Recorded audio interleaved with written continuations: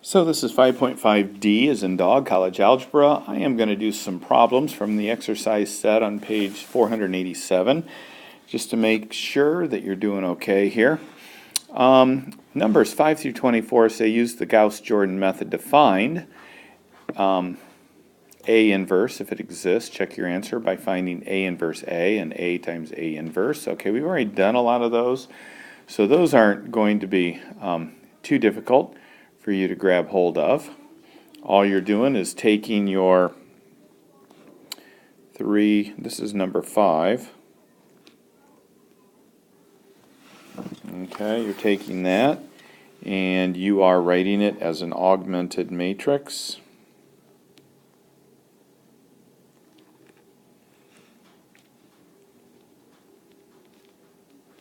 Then you're using the Gauss-Jordan method in order to solve that. So, you know, what you're trying to do is you're trying to get your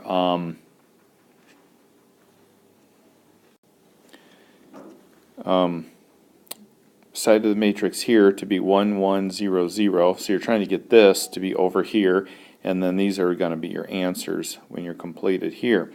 So in order to do that, the first step is to try to get this number 5 to be a multiple of 3. So we're going to multiply this whole bottom row by 3. So then this becomes a 15. And so 15 is a multiple of 3, so that's what we want. And then that will work when we're trying to find a number to multiply by this 3 to add it to this so that it zeroes out. So if we were to take this and multiply it by 3, we would get 3, 2, 1, 0, 15, 9, 0, 3. Okay? And it makes it easy then, because then I can multiply this top row by -5 and make this a 15, add it to this 15, and then this will turn to a 0. So that's why you try to get it to be a multiple, is so that you can multiply one row by a number to get the opposite of what you're trying to get to turn into a 0 there. So if that makes sense. So that's what we're doing for number 5, is using the Gauss-Jordan method in order to solve that. Let's look down at number 25. So we have 11x plus 3y equals -4. 7x plus 2y equals 5. Alright, so what we're going to do there is, and we're also going to take our inverse of a, 2, -7, -3, and 11. So let's write this as a matrix. 11, 3, and 7, 2. And then we're going to write this as xy, and that will equal -4, 5. So this is my a, x equals b.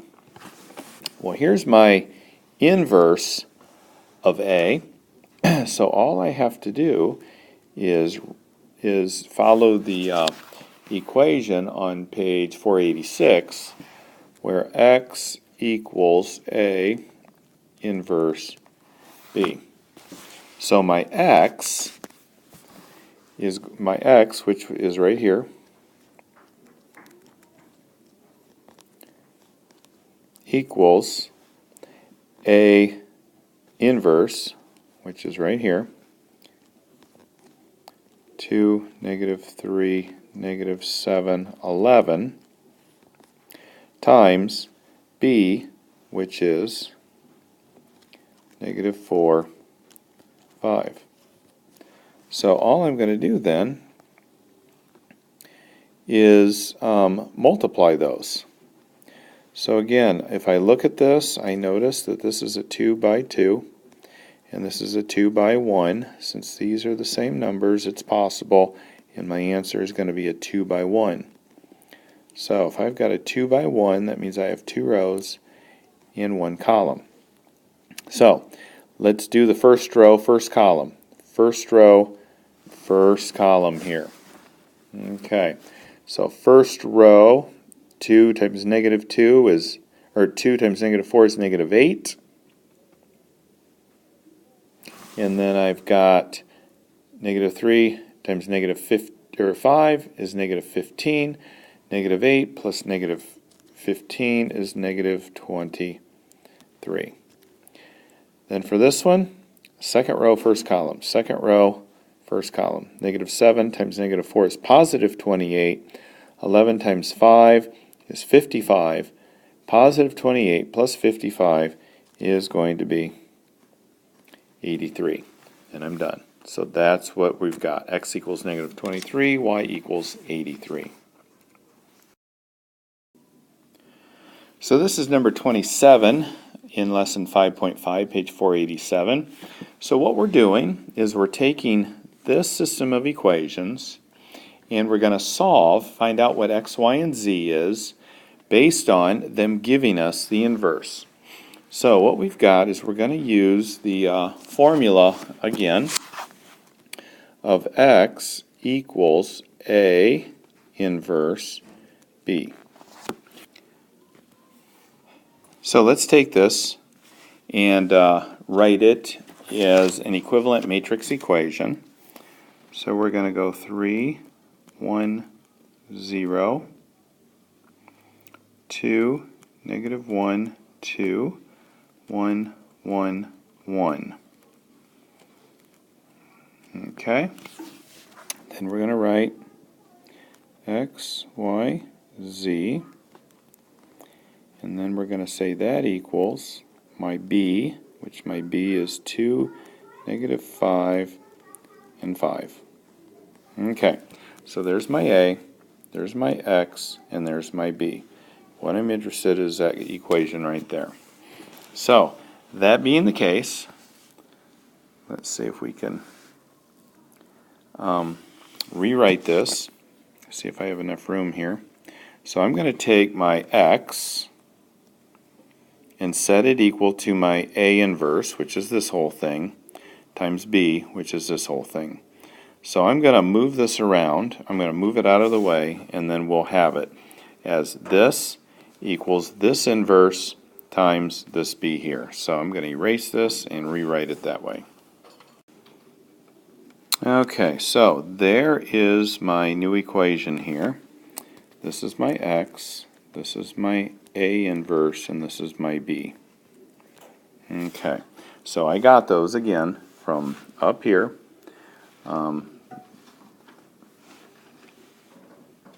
In white, this is my x, this is my b, and this is my A inverse. Okay, so that's where they came from.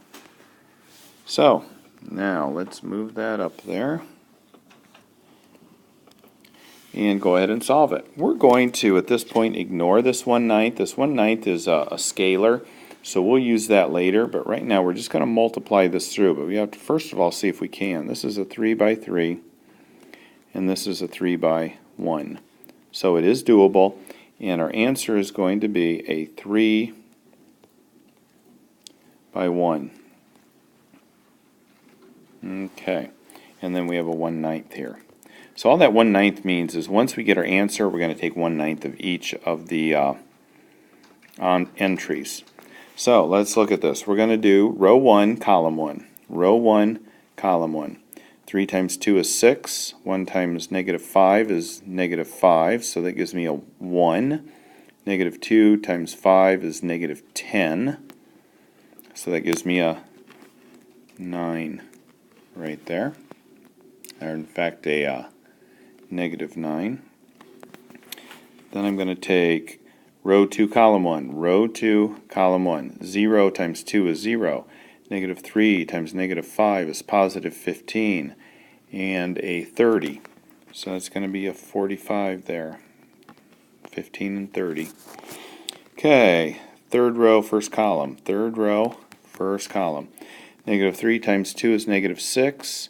2 times negative 5 is negative 10, so that continues me along, and then I got 5 times 5 is 25. Add those up, I get a 9. Now I'm going to take the scalar, multiply it by each of my entries, and I end up getting a -1, a 5, and a 1. So there's my x, there's my y, and there is my z.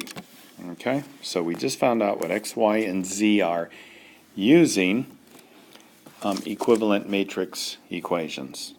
So hopefully that'll get you moving along in the right direction. 29 through 38 in the exercises is just like what we just did here. The only difference is in the instructions they don't give you the A inverse. You have to find that on your own using Gauss-Jordan elimination in order to do that. So do the Gauss-Jordan elimination to find your inverse, then multiply that by your B, and that will give you your matrix X.